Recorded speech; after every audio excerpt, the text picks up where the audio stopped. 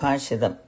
ദൈവഹിതപ്രകാരമുള്ള ദുഃഖം അനുതാപം വരാത്ത മാനസാന്തരത്തെ രക്ഷയ്ക്കായി ഉളവാക്കുന്നു.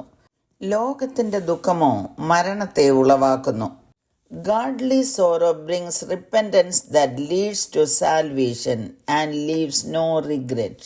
But worldly sorrow brings death. 2 കൊരിന്ത്യർ 7-ാം അധ്യായത്തിന്റെ 10-ാം വാക്യത്തിൽ പൗലോസ് എഴുതിയിരിക്കുന്ന ഈ വാചകങ്ങൾ എന്താണ് അർത്ഥമാക്കുന്നത്? പൗലോസ് ഇവിടെ 2 ദുഃഖത്തെക്കുറിച്ച് പരാമർശിക്കുന്നു. ദൈവഹിതപ്രകാരമുള്ള ദുഃഖവും ലോകത്തിന്റെ ദുഃഖവും. ഈ 2 ദുഃഖങ്ങളുടെയും പരിണിത ഫലങ്ങളും അവിടെ എഴുതിയിട്ടുണ്ട്.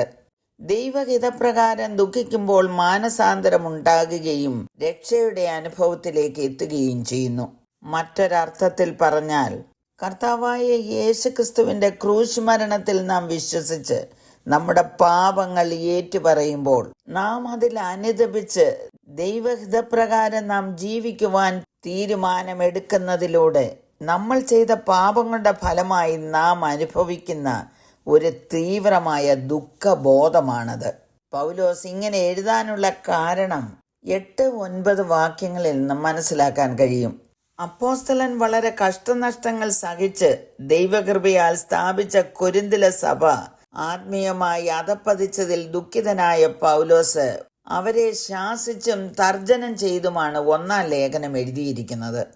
ഞാൻ ലേഖനത്താൽ നിങ്ങളെ ദുഃഖിപ്പിച്ചു എന്ന് വരികിലും ഞാൻ അനുതപിക്കുന്നില്ല എന്ന് 8-ാം വാക്യത്തിൽ കാണുന്നു.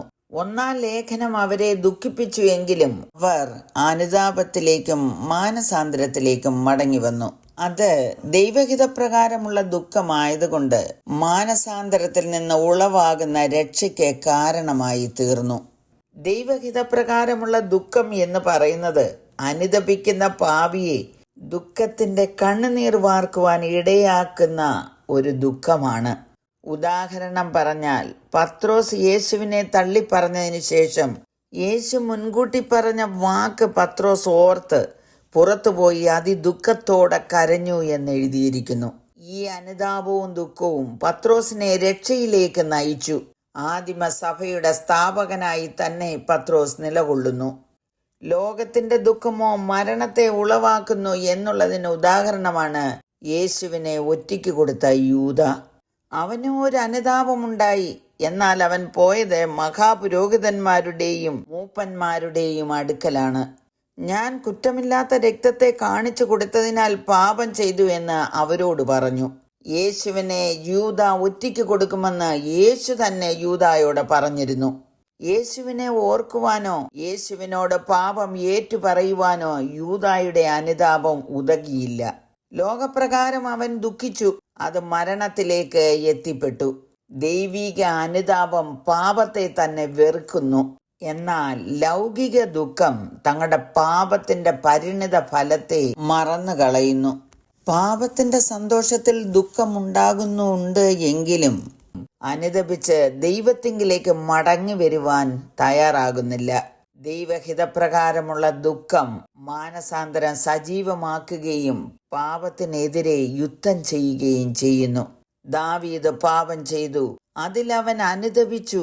51-ാം സങ്കീർത്തനം മുഴുവൻ അദ്ദേഹത്തിന്റെ അനുതാപ പ്രാർത്ഥനയാണ്. ആരും നശിച്ചു പോകാതെ എല്ലാവരും മാനസാന്തരപ്പെടണമെന്ന് ദൈവം ആഗ്രഹിക്കുന്നു. നമ്മളിലുണ്ടാകുന്ന പാപങ്ങളിൽ നിന്ന് നാം അനുതപിച്ച് ദൈവത്തോട് ഏറ്റുപറയുമ്പോൾ ദൈവഹിതപ്രകാരമുള്ള ദുഃഖം നമ്മളിൽ ഉടലെടുക്കും. അത് യഥാർത്ഥമായ മാനസാന്തരത്തിലേക്കും രക്ഷയിലേക്കും നയിക്കപ്പെടും. പൗലോസ് അവിടെ എഴുതിയിരിക്കുന്നത്, ഇപ്പോൾ ഞാൻ സന്തോഷിക്കുന്നു, നിങ്ങൾ ദുഃഖിച്ചതിനാലല്ല, മാനസാന്തരത്തിനായി ദുഃഖിച്ചതിനാലത്രേ. എന്നെ കേൾക്കുന്ന ആരെങ്കിലും ദൈവഹിതപ്രകാരമുള്ള ഈ ദുഃഖത്തിലേക്ക് കടന്നു വന്നിട്ടില്ല എങ്കിൽ നമ്മുടെ പാപങ്ങളെ ഏറ്റുപറയാം, അനുതാപത്തോടെ ദൈവസന്നിധിയിൽ സമർപ്പിക്കാം. കരുണയുള്ള പിതാവേ, ദൈവഹിതപ്രകാരം ഞങ്ങൾ ദുഃഖിച്ച് അനുതപിച്ച് മാനസാന്തരപ്പെട്ട് രക്ഷിക്കപ്പെടുവാൻ അവിടുന്ന് ഇടയാക്കണമേ എന്ന് യേശുക്രിസ്തുവിന്റെ നാമത്തിൽ അപേക്ഷിക്കുന്നു. കേൾക്കണമേ. ആമേൻ.